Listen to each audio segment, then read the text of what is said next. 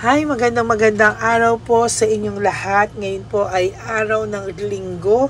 Also a very powerful day for each and every one of us. No, ano po kaya ang makikita natin sa reading of the day today? Ayan, no. So tingnan po natin. Sana po ay napanood nyo na po yung first and second reading kahapon. Pasensya na po, medyo pagod pa rin po ako. So, hindi po ako nakapagbigay ng third reading. But I assure you na ito po ay magbibigay po tayo ng first, second, and third reading for today.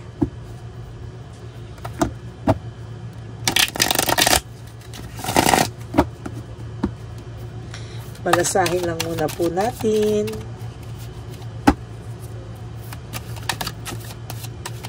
Parang ginalaw niya na po yung first, sa kanya na po yung first. Okay, tingnan po natin ngayon kung ano po makikita natin. 2, 3, 4, 5, 6, 7, 8, 9, and 10.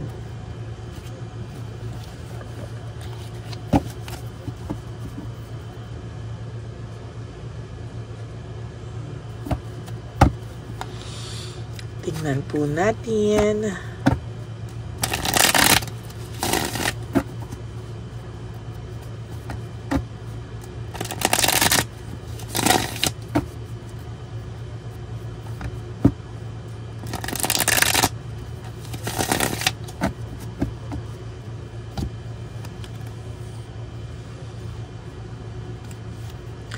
One, 2, 3, 4, 5, 6, 7, 8, 9, and 10.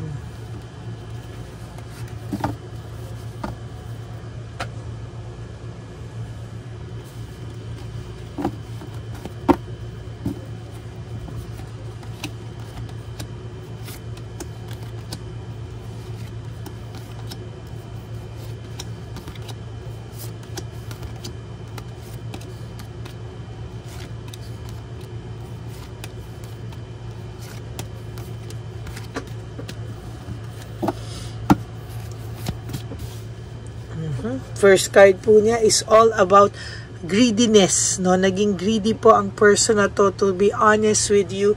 Nag-iba po talaga ang pananaw nito sa buhay or nagbago po ito, no? Hindi naman po siya gano'n nung kayo ay nagsisimula, hindi rin naman po siya talaga ganyan, pero somehow naging greedy po siya because he wants to explore things, no? Nag-explore po siya na nag-explore. Oh, yan, kasasabi ko lang. Freedom and explore. Nag-explore po siya na nag-explore hanggang karma po ay na-explore niya rin. Ano? Oh my God. Explore po siya na explore hanggang iba na po ang na-explore niya na nag-lead na po sa kanya sa mga masasamang bagay. No? Explore siya na explore hanggang sa karma na ang na-explore din niya. Oh my God. Nung una po, napaka-okay naman ang samahan nyo. Napaka-okay sa lahat, no, sa nakikita ko. Pero ngayon po, ayan, no, there is this greediness, no, sa nakikita ko po dito, sa nangyari sa kanya, no. There is this also control and defensive. So, nakikita ko po sa kanya ay medyo defensive na po yung taong ito, no. Curious siya sa mga bagay-bagay. There's this curiosity and mental energy.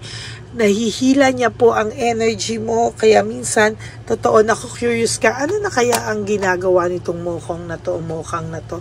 Ano kayang nangyayari sa kanya ngayon? Ano? Kasi sa kaka-explore niya po, napahamak po siya. To be honest with you. No, there is this false success, living beyond means. Pinapakita niya po na okay siya, na meron siyang na maayos siya, pero sa totoo lang po, there is this false success, no? Hindi po talaga siya naging maayos, hindi din po siya naging okay. Oh.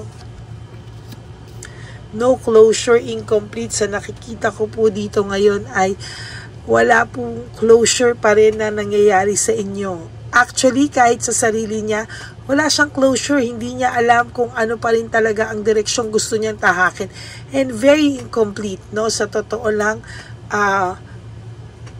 hindi niya alam paano kayo tatapusin or paano niya kayo, ano yung gagawin niya sa inyo, kaya ginosting ka na lang nito. For most of you, na-ghosting ka po, no? Or for those of you na hindi na-ghosting, parang na-message kayo na gano'n na lang, wala na kayo or something, bigla na lang, all of a sudden, napunta sa isang iglap sa wala, nawala ng isang iglap, lahat ng plinano nyo ay napunta lang po sa wala, no? Nagkaroon po siya ng bago, nakala niya po sa new feelings na yan, siya po ay magiging masaya, siya po ay magiging okay, pero hindi po, no? To be honest with you, hindi po naging okay ang mga bagay-bagay sa kanya ngayon. So nakikita ko po, there is this searching for new purpose, no? Mali daw po ang mga naging choice niya sa buhay. That's why hirap na hirap po siya ngayon.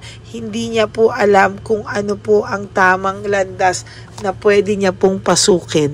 Nagkaroon ng deception and manipulation. Sa totoo lang po, there is this manipulation, ano, na nangyari sa kanya. Oh my God, pareho. Manipulation, na-manipulate po kayo. Even siya, na-manipulate niya rin yung sarili niya. Hirap na hirap siya, hindi niya po alam paano siya makakatakas, no, sa ganitong pakiramdam, na ang pakiramdam niya, wala nang pupuntahan yung buhay niya. Pinapakita niya sa mga tao na yes, okay siya, yes, maayos, pero sa totoo lang po, hindi po talaga siya maayos. And to tell you honestly, meron pong conflict ang sila ngayon na nararanasan. May conflict sila ng inyong karibal, no? Or kakompetisyon. May nangyayaring hindi maganda sa samahan nila sa mga oras na to. Sabi ko nga po sa inyo, kaka-explore niya po, siya po yung napahamak. Napunta po siya, excuse me po, napunta po siya sa magulong mundo, oh? Kaya kung makakabalita po kayo, hindi po lahat ng nababalitaan nyo na maayos siya, ikaw yung magsa-self-pity kasi bakit ganon, okay siya pero ako yung nahirapan. Hindi po siya okay, ha, talagang hindi siya okay. And there is this legal complication para po sa inyong lahat, ha, na sobrang galit sa taong ito, na iintindihan kita, no? Baka yung iba sa inyo nagpabarangay pa or kung ano man, pero there is this lack of direction. Wala kasing direksyon kung ano man ang nangyari. Nagulat ka, biglang napunta sa walang direksyon yung inyong samahan, no? Huwag ka pong mag-alala kasi right now wala rin pong direksyon yung samahan na meron siya sa third party. Hindi rin po siya makapag-adapt sa change. Actually, hindi niya po ma-adapt kung ano po ba talaga yung talagang ano ba yung naging rason ng pagbabagong ito sa buhay niya. Hindi niya din po alam kung ano ba yung dapat, no, na mangyari sa buhay niya. Naguguluhan siya, overwhelming, no? Meron siyang nararamdamang napahamak siya dahil sa kanyang deception, ano. Talagang nagulat din po itong taong to na bakit ba siya nagkaganyan. Hindi niya po ma-explain. Punong-puno po siya ng disappointment, no? Punong-puno po siya ng disappointment sa buhay niya ngayon na yan, explore. Ano po ang nangyari sa kanya? Wala, no? Para po siyang napahamak lang ng wala lang. Ayan, no? Napahamak po siya. At parang nakikita niya po ngayon is lesson po ito sa kanya sa mga oras na ito, no? Yung lahat ng disappointment niya sa buhay, sino ba ang nag-create? Siya din po, no? Siya din ang nag-create ng lahat ng lungkot niya. Even your sadness and your loneliness, siya po lahat ang gumawa. Yes, hindi po perfect ang mundo, pero siya po ang nagkaroon ng kasalanan sa iyo. And wag mo pong sisihin ang sarili mo because of this, no? Hindi mo po kasalanan ito. Hindi mo po kasalanan ang mga nangyaring ito sa buhay mo. Somehow, I see that you are getting okay, adjusting sa life mo. There is this recovery, nakaka-recover ka na po, nakaka-adjust ka na. Hayaan mo pong siya naman ang, kumbaga, mapunta sa pakiramdam na alanganin, no? Kasi sa totoo lang po, ngayon sa nakikita ko, you are very, very much okay. Meron po akong nakikita dito na jealousy, no?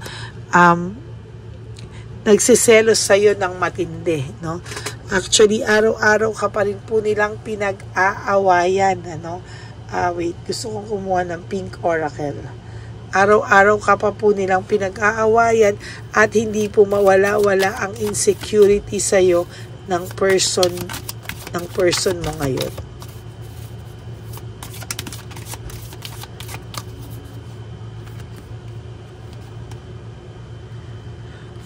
Sabi niya po, I regret lying to you.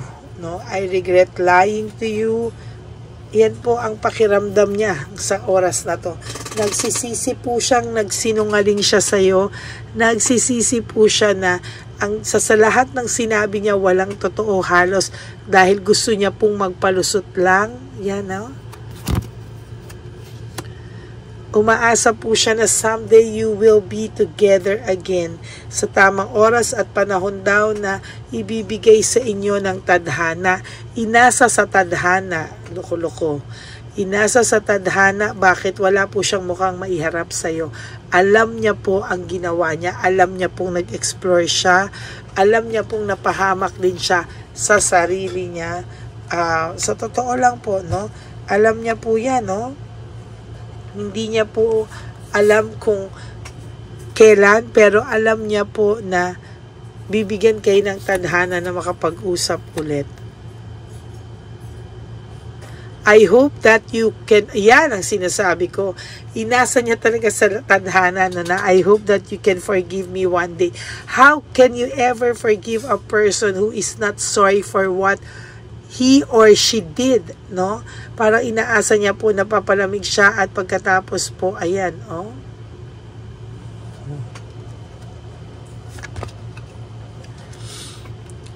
It was my fault but I blamed you. Yan.